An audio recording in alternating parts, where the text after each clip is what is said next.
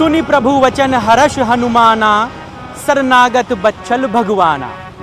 नमस्कार, बहुत बहुत स्वागत है आपका भगवान राम की नगरी अयोध्या से हमारी इस खास पेशकश में। आपके साथ मैं हूं शबाब। आप जब अयोध्या आते हैं या उसके बारे में सुनते हैं तो आपके जहन में क्या कौंधता है? किस बात पर सबसे पहले आपका ध्यान जाता है? वो है भगवान राम की जन्मस्थली अयोध्या। लेकिन क्या आपको मालूम है कि अयोध्या में राम जन्मस्थली के अलावा भी बहुत सारे ऐसे मंदिर हैं जो दुनिया भर में अपनी एक खास महत्ता रखते हैं? क्या आपको यह मालूम है कि भगवान राम के जन्म के लिए दशरथ ने कहां पर यज्ञ किया था?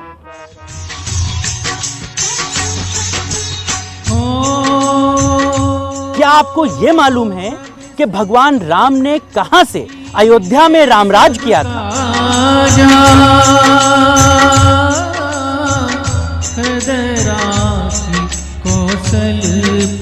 कि वो कौन सी जगह है जहां पर भरत ने 14 सालों तक राम के खड़ाऊं रखकर पूरे अयोध्या में राज किया था?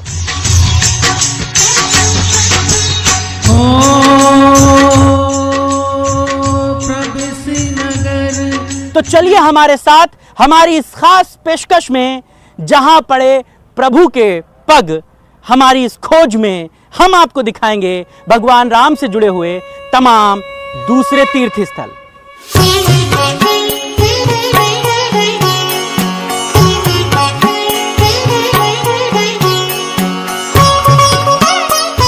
सरयू पर बने ब्रिज से उतरकर न्यूज 18 की टीम सबसे पहले उस धाम की ओर चली जिसे पूरा देश मखौड़ा धाम के नाम से जानता है।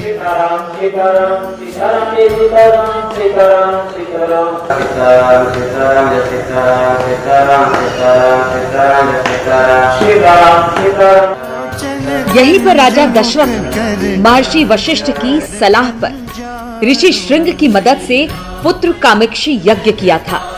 यानी पुत्र पाने के लिए विशाल यज्ञ का आयोजन यहीं पर हुआ था। यज्ञ के दौरान अग्निदेव इसी कुंड में खीर लेकर प्रकट हुए थे। अयोध्या में भगवान राम के भव्य मंदिर निर्माण की कवायद शुरू हो चुकी है, लेकिन भगवान राम के जन्म की कहानी अयोध्या से नहीं बल्कि अयोध्या से तकरीबन 84 कोस दूर बस्ती जिले से शुरू होती है। बस्ती जिले के इसी मखौड़ा धाम में राजा दशरथ ने पुत्र प्राप्ति के लिए यज्ञ किया था। कहा जाता है कि इसी तरह वेदी पर राजा दशरथ ने मनोरमा नदी के किनारे सैकड़ों ऋषि मुनियों के साथ कई दिन तक यज्ञ किया, जिसके बाद राजा दशरथ के घर राम, लक्ष्मण, भरत और शत्रुघ्न की पैदाइश हुई। उस यज्ञ को कराने वाले थे श्रृंगी ऋषि जी। श्रृंगी ऋषि वशिष्ठ बुलावा, पुत्र काम यज्ञ करावा। श्रृंगी ऋषि, दशरथ जी महाराज, वशिष्ठ जी सब कोई आकर इसी यहाँ पे मनोरमा नदी है, इसी मनोरमा नदी के तट पर यहाँ पे यज्ञ हवन आहुति किए। अग्निदेव हव्य लेके प्रकट हुए, वही हव्य तीनों रानियाँ को दिया गया। अयोध्या जी दशरथ जी के राजमहल में जन्म लिए, चारों भाई ने जन्म लिए। तो उसी के रामनवमी में जन्म लिए, नवमी के दिन, और छठी के उपलक्ष्य में यहाँ पे बहुत विशाल मेला लगता है, जो देश से विदेश से हर जगह से संत महंत भक्तगण आते हैं और यहाँ पे पूजा अर्चन करते हैं। क्या आपको पता है कि 84 कोसी परिक्रमा कहाँ से शुरू होती है और क्यों? ये बस्ती जिले की वही मखौड़ा धाम की भूमि है जहां से राजा दशरथ पैदल चलकर अयोध्या पहुंचे थे। राजा दशरथ ने यह प्रतिज्ञा की थी कि जब उनके घर पुत्र प्राप्त हो जाएंगे तो वो यहां से अयोध्या तक पैदल चलकर जाएंगे। यहां से अयोध्या 84 कोस दूर है, लिहाजा राजा दशरथ यहां से अयोध्या तक 84 कोस पैदल चलकर गए, जिसके बाद 84 कोसी की परिक्रमा शुरू हुई, जो आज भी यहीं से शुरू होती है और यहीं पर खत्म होती है। राजा दशरथ के राज में राम के अवतार लेने की कहानी यहीं से शुरू होती है और फिर अयोध्या में राम जन्म लेते हैं। मखौड़ा धाम से निकलकर हम राम जन्मभूमि की ओर बढ़ चले। हरण भव भय दारुणम राम जन्मभूमि के रास्ते में दुकानें सजी हुई हैं। भव्य राम मंदिर निर्माण के काज से अयोध्या वासी खुश हैं। सुरक्षा की पूरी व्यवस्था की गई है। सुरक्षा कारणों की वजह से हम राम जन्मभूमि के अंदर तो नहीं पहुंच सके, लेकिन आपके लिए वो तस्वीर लेकर आए जहां पर प्रधानमंत्री मोदी 5 अगस्त को ईंट रखेंगे और फिर भव्य राम मंदिर का निर्माण शुरू होगा। 5 अगस्त को यहीं से राम मंदिर बनने की शुरुआत होगी। अभिजीत मुहूर्त में 32 सेकंड के शुभ योग के बीच प्रधानमंत्री मोदी अपनी राम प्रतिज्ञा पूरी करेंगे। राम श्री राम। बाहर से ही राम जन्मभूमि का दर्शन करने के बाद हम राजा दशरथ के उस दरबार की ओर चल पड़े जहां पर रामलला का बचपन गुजरा था। राम श्री राम। राम जन्म के गवाह ये है महल आज भी जीवंत विरासत के रूप में हमारे सामने है। बरन न जाई रुचिर अंगनाई, जहां खेल ही नित चारु भाई। अब हम आपको ले आए हैं भगवान श्री राम के उस घर में जहां उनका बचपन बीता। इसे दशरथ महल भी कहते हैं। यही वो जगह है जहां भगवान राम, लक्ष्मण, भरत और शत्रुघ्न का पूरा बचपन बीता। रामलला इसी आंगन में खेलते थे, अपने भाइयों के साथ रहते थे। इसी महल से दीक्षा लेने के लिए गुरु के पास गए थे।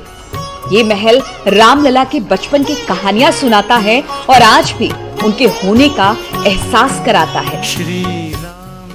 तुलसीदास ने स्पष्ट लिखा है रामचरितमानस में कि बरनी न जाई रुचिर अंगनाई, जहाँ खेलत नित चारें भाई। 1000 मुखों से दशरथ महल के आंगन की वर्णन नहीं की जा सकती है। जिस आंगन में स्वयं ब्रह्म आके खेल रहे हो, उस आंगन की वर्णन एक मुख से तो की ही नहीं जा सकती है। तुलसीदास ने ऐसा लिखा है कि यहाँ पे भगवान राम का बचपन शादी से पहले तक इसी स्थान में बीता है। चारों भाई नित्य यहीं खेला करते थे और कागभूषुंडी के साथ भगवान राम की लीला इसी स्थान पे, इसी महल में हुई है। ये दशरथ जी का राजमहल है। यहाँ पे चारों भाई और दशरथ जी भी यहाँ पे दशरथ जी भी यहाँ पे जब भोजन करते थे तो चारों बालकों को बुलाते थे। लिखा भी है कि दशरथ नृत्य बोलाई, वहाँ देखिए चौपाई, वहाँ पे लिखा है हमको। भोजन करत बोल जब राजा, नहीं आवत तजी बाल समाजा। कौशल्या तब बोलन जाई, ठुमुक ठुमुक प्रभु चलही पर आई। रामलला और राजा राम के रूप में प्रभु राम इस महल में रहे। शादी के बाद माता सीता को कनक भवन दिया गया। यहाँ से थोड़ी दूर पर ही कनक भवन है। ऐसी मान्यता है कि माता कैकेयी ने प्रभु श्री राम और देवी सीता को ये भवन उपहार में दिया था। ये कैकेयी का महल था। पर किसी दूसरे पुरुष का आना मना था, इसीलिए इस मंदिर में केवल भगवान राम और सीता जी की मूर्ति मिलती है। ना लक्ष्मण मिलते हैं, ना हनुमान मिलते हैं। ये अपने आप में बहुत अद्भुत बात है। चूंकि इस समय जब हम लोग आए हैं तब मंदिर के जो पर्दा है मूर्ति के सामने वो लगा दिया गया है, लेकिन वो तस्वीरें आप अपने टीवी स्क्रीन पर देख रहे होंगे कि किस तरह यहाँ पर सिर्फ भगवान राम और सीता जी की मूर्ति है।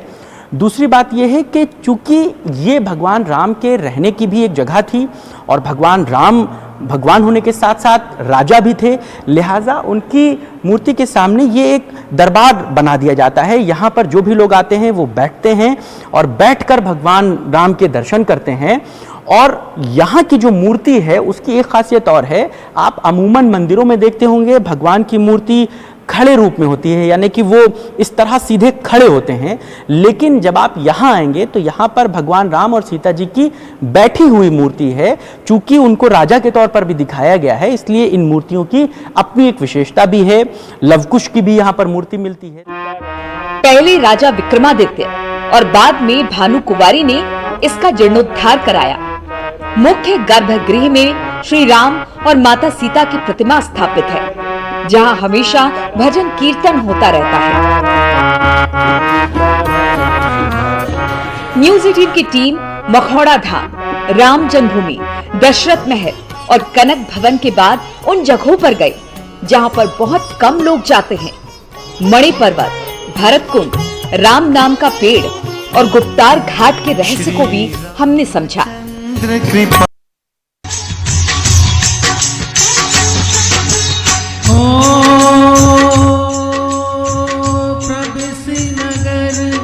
कीजे सब काजा।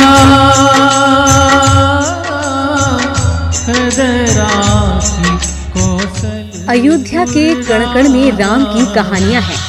जहाँ जहाँ प्रभु राम से जुड़ी कहानियां हैं, वहाँ वहाँ के रहस्य को हम आपको दिखा रहे हैं। क्या आप मणि पर्वत के बारे में जानते हैं? क्या आपको पता है कि 65 फीट ऊंचे मणि पर्वत का राम से क्या कनेक्शन है? कहा जाता है कि जब लंका में युद्ध के दौरान लक्ष्मण मूर्छित थे तो हनुमान संजीवनी बूटी वाला पहाड़ इसी रास्ते से ले जा रहे थे। उसी दौरान एक टुकड़ा यहाँ भी गिर गया और तभी से इस पहाड़ को मणि पर्वत के नाम से जानते हैं। इस पर्वत से अयोध्या का दिव्य दर्शन होता है। अब हम आपको जिस जगह ले आए हैं रामचरितमानस में इसका भी जिक्र होता है। इसे मणि पर्वत कहते हैं। मणि पर्वत का जुड़ाव माता सीता से होता है। ये जो मेरे दाएं तरफ कैमरामैन आपको ये बरगद का पेड़ दिखाएंगे, इस पेड़ की भी अपनी खासियत है। कहते हैं भगवान श्री राम के विवाह के पश्चात से यहाँ पर झूलों की परंपरा चली आ रही है, क्योंकि यहीं से झूला महोत्सव की शुरुआत होती है। असल में कहा यह भी जाता है कि समस्त भगवान यहाँ झूला झूलने आते हैं। सावन के महीने में माता सीता जी ने इस स्थान पर पंचमी मनाई थी, झूला झूला था और तभी से जो है यहाँ पर झूला उत्सव मनाया जाता है। एक बात और भी कही जाती है कि राजा दशरथ को इतनी मणियाँ दी गई थी कि यहाँ पर पहाड़ बन गया था। श्रावण शुक्ल तृतीया के दिन झूला उत्सव होता है, जिसमें आसपास की महिलाएं बढ़ चढ़कर हिस्सा लेती हैं। इसके बाद ही अयोध्या के बाकी मंदिरों में झूला उत्सव की शुरुआत होती है। इस मणि पर्वत को लेकर कई मान्यताएं हैं। एक बात और भी कही जाती है कि राजा दशरथ को इतनी मणियाँ दी गई थी कि यहाँ पर पहाड़ बन गया था मणियों का। राजा जनक ने इतना दिया था। असल में इसके पीछे का भी जो तर्क है वो ये है कि जब भगवान राम के विवाह के उपरांत जनक जी अयोध्या नगरी आए तो इन्होंने यहाँ पर सोचा कि यहाँ पर भगवान राम के नाम का नाम, रूप, लीला, धाम सब मिल जाते हैं। तो इसी बात से जो है उन्होंने यहाँ पर ये ज़मीन जो थी वो राजा दशरथ से ली थी राजा जनक ने, और उसके एवज में इतनी मणियाँ दी थी। कहा जाता है कि ये पूरा पहाड़ बन गया था और इसीलिए इसका नाम मणि पर्वत रखा गया। और सीता जी को जब अपने पीहर की याद आती थी, जब उनको अपने मायके की याद आती थी और वो मायके नहीं जा पाती थी, तो उन्होंने कहा जाता है कि इस पेड़ में झूला झूलना वो दशरथ महल से यहाँ आ जाती थी। कहा जाता है कि गौतम बुद्ध भी यहाँ पर आए थे और बहुत लंबे वक्त तक रहे, इसीलिए बौद्ध धर्म से जुड़े लोग भी यहाँ आते हैं। यहाँ पर बने मंदिर में भगवान राम और सीता की पूजा होती है। अयोध्या में इतने दर्शन स्थल हैं कि अगर कोई घूमना चाहे तो दिन छोटा पड़ जाए, लेकिन हमारी कोशिश है कि आपको एक साथ उन सभी स्थलों का दर्शन कराएं। इसके बारे में बहुत कम लोग जानते हैं।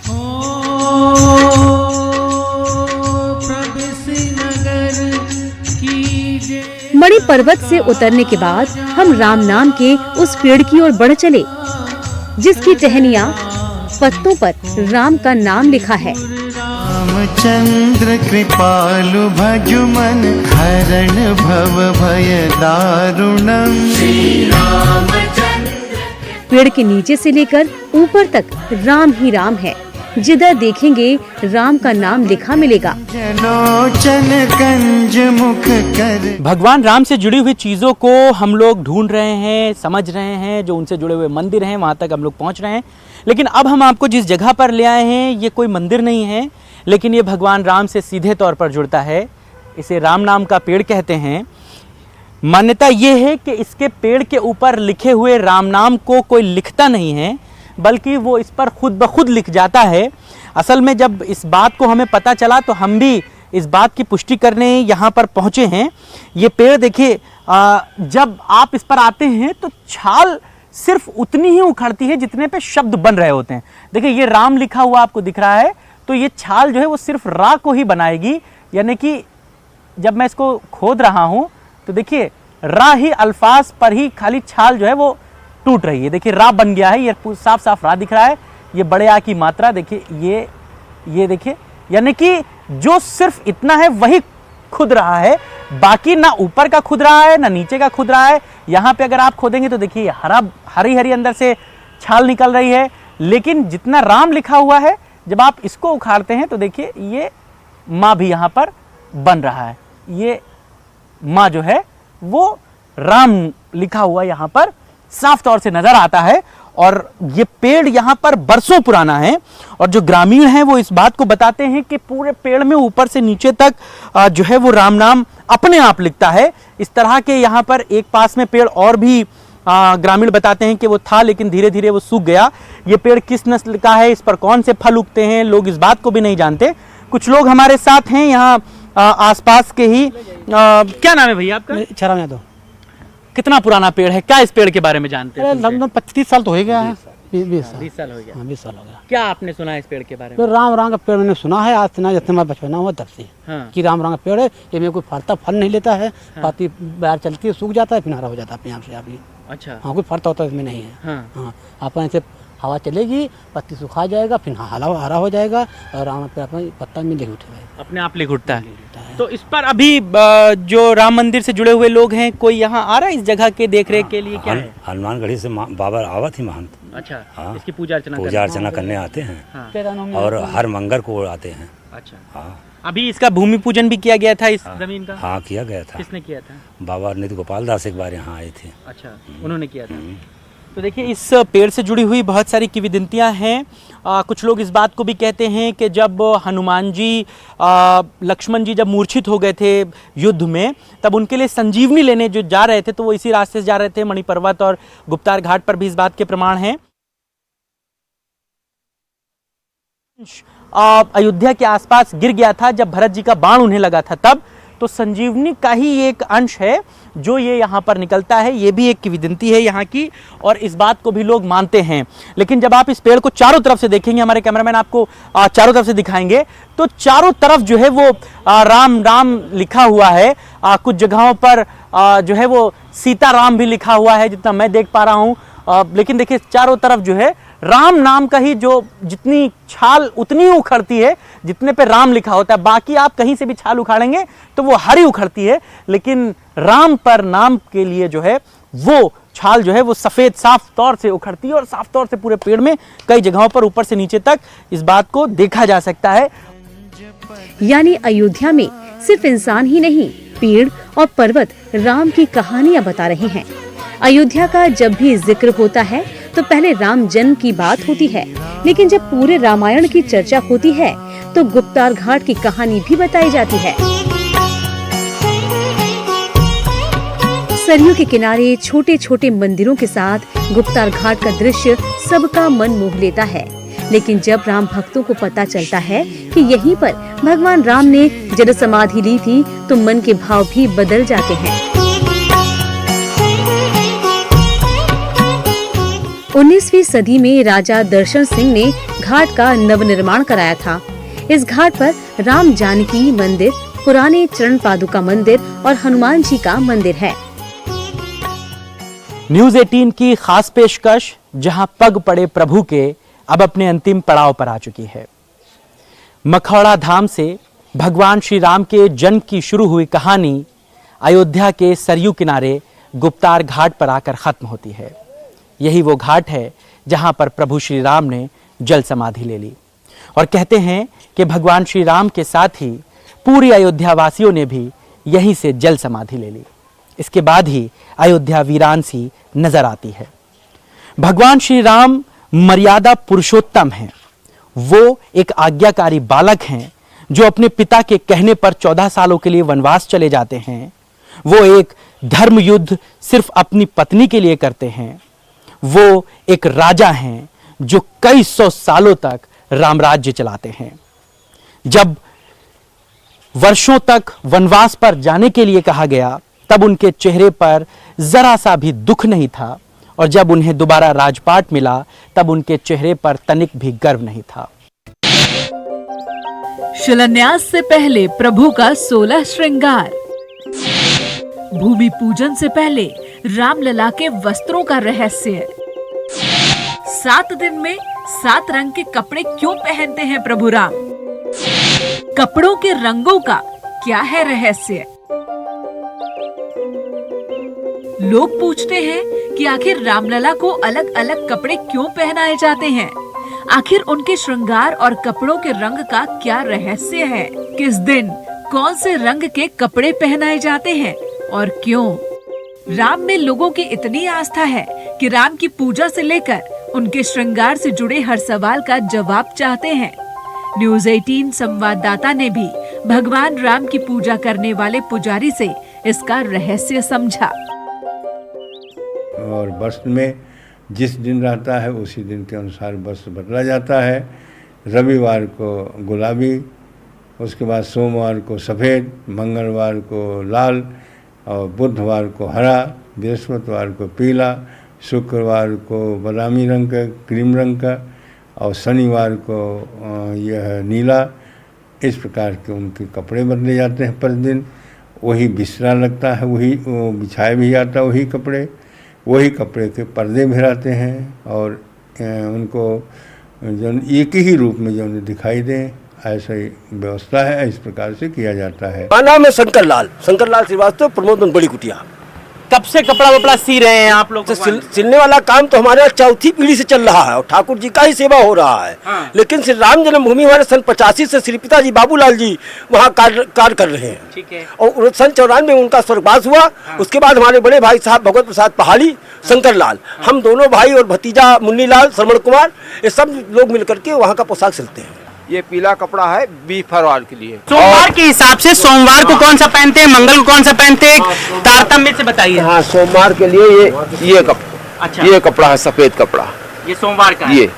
अच्छा। हाँ। ये मंगलवार का, ये मंगल का है, ये सोमवार का है, ये बीफे का है। हाँ। और गुलाबी शुक्र को सफेद, शुक्र को क्रीम रहता है, सफेद भी पहना जाता है। अच्छा, सफेद पहना जाता है। और शनिवार को नीला, ये देखिए गुलाबी, ये सफेद, ये बना है। हाँ। और शनिवार को लिए नीला, ये काला है। हाँ।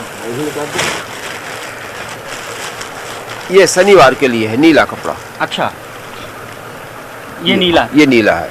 क्या खास है इन कपड़ों में? अब कपड़ों में ऐसा खास ये है कि भगवान का कपड़ा जो मुलायम कपड़ा होना चाहिए। हाँ। और हमारे रामलला जो है मधुर हैं, तो 7 दिन के 7 पोशाक ये हर मंदिरों में पहनाए जाते हैं। इसी बात नहीं, कनक भवन में भी 7 दिन के 7 पोशाक बनते हैं, पहनाए जाते हैं। लेकिन अब रामलला का जो है सेवा अधिक हो रहा है। अब चूंकि हाईलाइट हो गया है, रामलला जो है टाट से ठाठ में आ गए हैं और अब उनका और सुंदरता बढ़ गया। अब तो कम से कम 11 पर्दा लगते हैं। अभी ये बना है, जब योगी जी आए थे तो 11 पर्दा बना है। और फिर अब बिछौना भी काफी बड़ा बनता है, सिंहासन भी उनका ऊंचा है, अब देखने में भी अच्छा लगता है। जिस दिन प्रधानमंत्री भगवान राम के दर्शन करेंगे वो दिन बुधवार है और बुधवार को हरा रंग शुभ होता है। हरे मखमल में ही नवरत्न जड़ित वस्त्र तैयार किया गया है। बहुत ही सुंदर और भव्य रामलला का ये वस्त्र के साथ साथ आसन पर बिछाने के लिए चुनरी और मूर्ति के पीछे एक बड़ा सा सितारों से जड़ित पर्दा भी तैयार है। आखिर रोजाना कपड़ों के बदलने के पीछे का रहस्य क्या है? क्यों अलग अलग रंग के कपड़े पहनाए जाते हैं?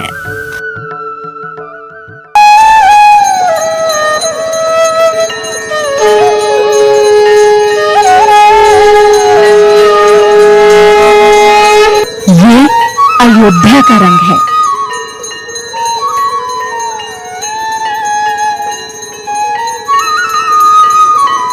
भूमि पूजन से पहले उमंग की ये तस्वीरें हैं।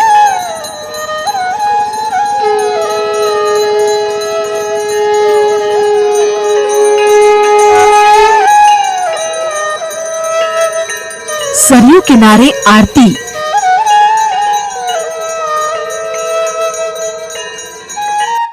तो कुम्हारों के घर में अयोध्या को सजाने की तैयारी चल रही है।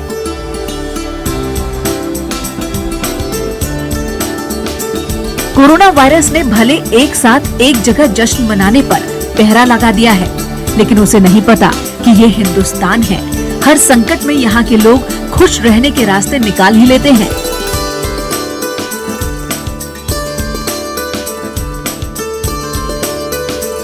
अयोध्या दौरे पर आए सीएम योगी आदित्यनाथ ने कहा था कि 3 अगस्त से ही अयोध्या में दिवाली मनाई जाएगी।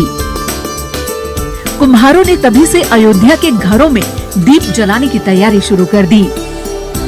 अयोध्या में दीपोत्सव की तैयारी चल रही है। 5 अगस्त को प्रधानमंत्री मोदी जब मंदिर का शिलान्यास करेंगे तो शाम को पूरी अयोध्या नगरी जगमग रोशनी से नहा उठेगी, दिए जलाए जाएंगे।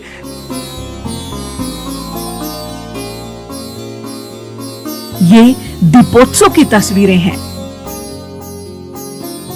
अयोध्या में जब कई लाख दिए एक साथ जले तो दुनिया देखती रह गई। उस वक्त कोरोना नहीं था, इसलिए ऐसे आयोजन इस बार संभव नहीं है। लेकिन हर अयोध्यावासी अपने घर पर दीप जलाने की तैयारी कर रहा है। बाबूराम पहले हाथ से चलने वाले चाक पर दिए बनाते थे। उसमें काफी मेहनत थी और वक्त भी ज्यादा लगता था, लेकिन अब ये भी हाईटेक हो चुके हैं। इनका चाक अब मोटर से चलता है और कम वक्त में ज्यादा से ज्यादा दिए बन जाते हैं। अच्छा, मैं देख रहा हूँ कि आपकी चाक भी हाईटेक हो गई, वो हाथ से घुमाने वाली चाक नहीं है। नहीं, हाथ से घुमाने वाले नहीं है, ये इलेक्ट्रॉनिक है और इससे आराम भी है, चलाना नहीं पड़ता है। ने उसको रहा है तो 10 ठो बनाओ फिर नचाओ। तो मतलब अयोध्या भी आधुनिक हो रही है और अयोध्या के साथ साथ यहाँ के लोग भी आधुनिक हो रहे हैं, यहाँ के कुम्हार भी आधुनिक हो रहे हैं। बाबूराम जी को आपने सुना, अच्छा लग रहा है उनको प्रभु राम के लिए दिए बनाते हुए। तो कुल मिलाकर अभी ये दिए बनाए जा रहे हैं, इसके बाद इसको पकाया जाएगा और उसके बाद 3 तारीख तक इनको पहुँचा देना है और 3 तारीख के बाद तैयारियाँ शुरू हो जाएंगी।